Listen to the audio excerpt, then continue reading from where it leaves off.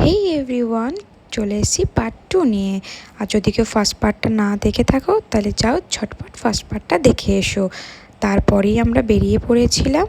আর যেহেতু আমি সকাল থেকে কিচ্ছু খাইনি চা ছাড়া, তাই জন্য বেরিয়ে এই যে একটু পাউরুটি নিয়ে এসেছিলাম ঘর থেকে, সেটা ওকে একটু খাইয়ে তারপর আমি খেয়ে নিয়েছিলাম। আর তোমাদের তো বললিনি আমি কোথায় যাচ্ছি। দাঁড়াও দাঁড়াও, দেখতেই পাবে কোথায় যাচ্ছি। ওই দেখো, দেখতে পেলে? এখানেই যাচ্ছি দক্ষিণেশ্বরের মায়ের মন্দিরে গঙ্গা স্নান করতে আর মায়ের পুজো দিতে। আর দেখো, তোমাদের সাথে কথা বলতে বলতে চলেও এসেছি মায়ের মন্দিরের ভেতরে। তো চলো যাওয়া যাক।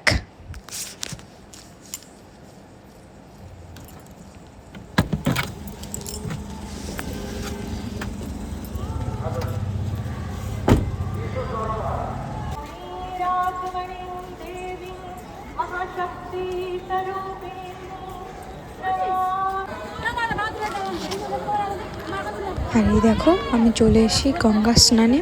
আমি গঙ্গা স্নান করে নেব। আর এর পরের কোনো ভিডিও বা ক্লিপ আমি কিছুই নিতে পারিনি, কারণ এমনি দেরি হয়ে গেছিলো আর মন্দিরের ভেতরে কোনো ফোন বা কিছু অ্যালাউ ছিল না, ওই জন্য।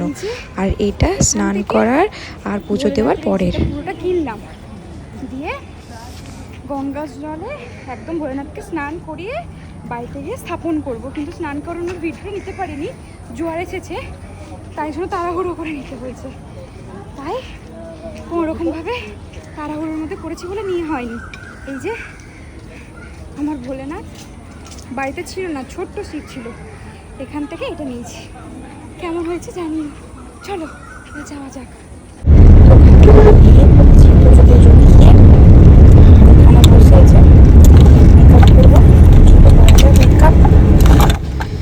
তো তোমরা তো সবটা দেখতে পেলে যে ওখান থেকে পুজো দিয়ে আসার পরে সেইভাবে আর কোনো ভিডিও আমি করিনি, করতে পারিনি, কারণ ফোন টোন সব গাড়িতে রেখে যেতে হয়েছিল। তাই মায়ের পুজো ভালোভাবে দিয়ে প্রসাদ খেয়ে জল খেয়ে তারপর বাবার যে দেখলে শিবলিঙ্গটা কিনে ওটাকে স্নান করিয়ে তারপর আমরা ওখান থেকে বেরিয়ে পড়ি।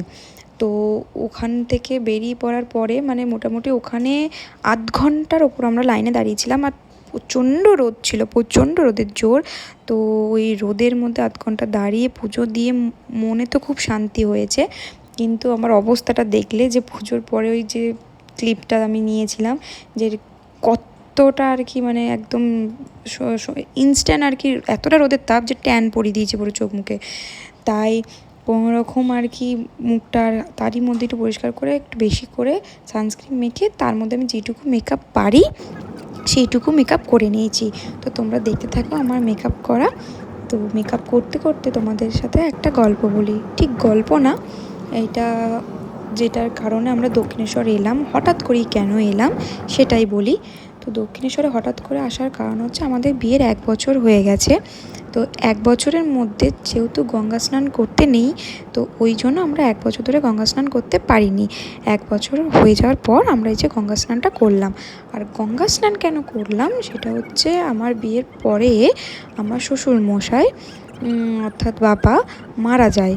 তো মারা যান, তো তখন আমরা গঙ্গা স্নান করতে পারিনি, যেহেতু কাজ করার পর গঙ্গা স্নান করতে হয়, তখন করতে পারিনি। তো এই বছর কি দেওয়ার পরে আমাদেরও 1 বছর কাটার পরে তারপর আমরা হঠাৎ করেই এলাম যে গঙ্গা স্নানটা করি। কারণ এতদিন আমরা কোনো মন্দিরে বা কোনো জায়গায় পুজো বা এইসব আমরা কিছুই করতে পারিনি, কোনোরকম দক্ষিণা দেওয়া বা কিছুর জন্য কোনোরকম যেই কাজগুলো হয় শুভ, সেগুলো আমরা করতে পারিনি।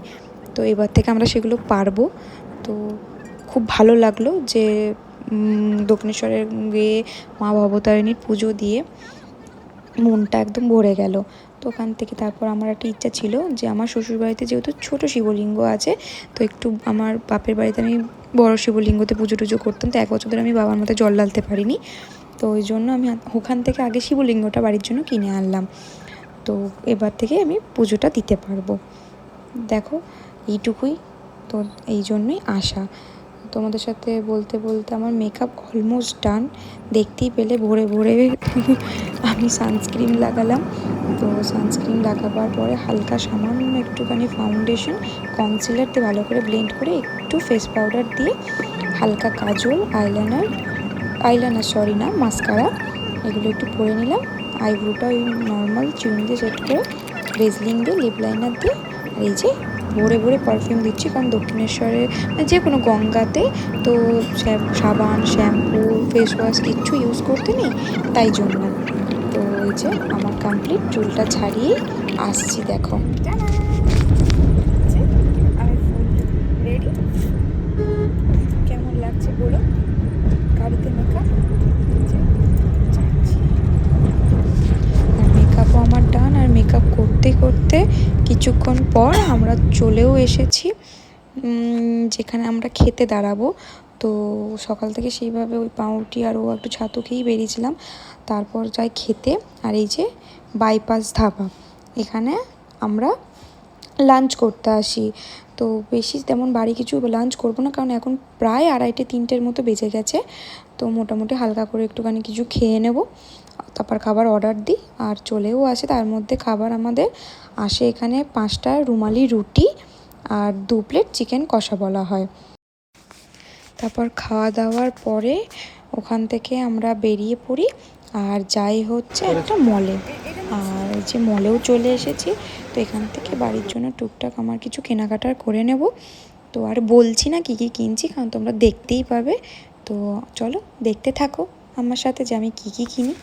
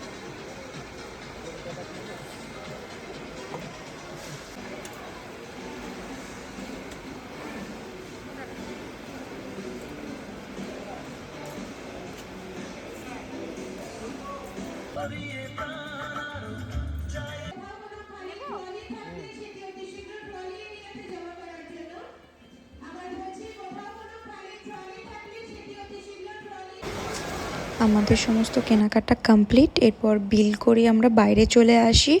আর এই যে মার্কেটটা দেখতে পাচ্ছ, মেট্রো হোলসেল, এখান থেকেই আমরা কিনি।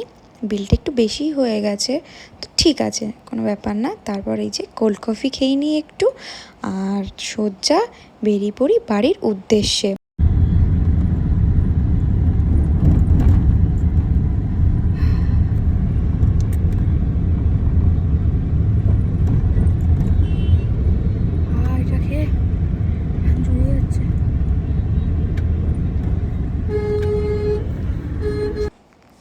অতটা ঘোরাঘুরির পর পুরো মার্কেটটা বুঝতেই পারছো যে ঠিক কতটা কষ্ট হয়ে গেছে সারাদিন রোদে গরমে।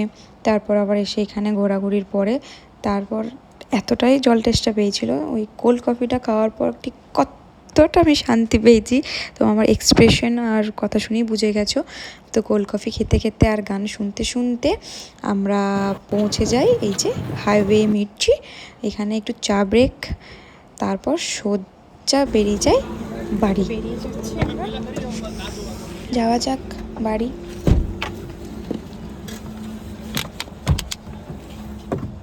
আর কোথাও না দাঁড়িয়ে বাড়ি এই যে এসে পৌঁছেও যায়। তো এইখানের ব্লগটা এই মতোই, বাট আজকের ব্লগটা শেষ হয়নি, কিন্তু কন্টিনিউ আছে। এটা দেখতে হলে ফলো করে নাও। Tata, by.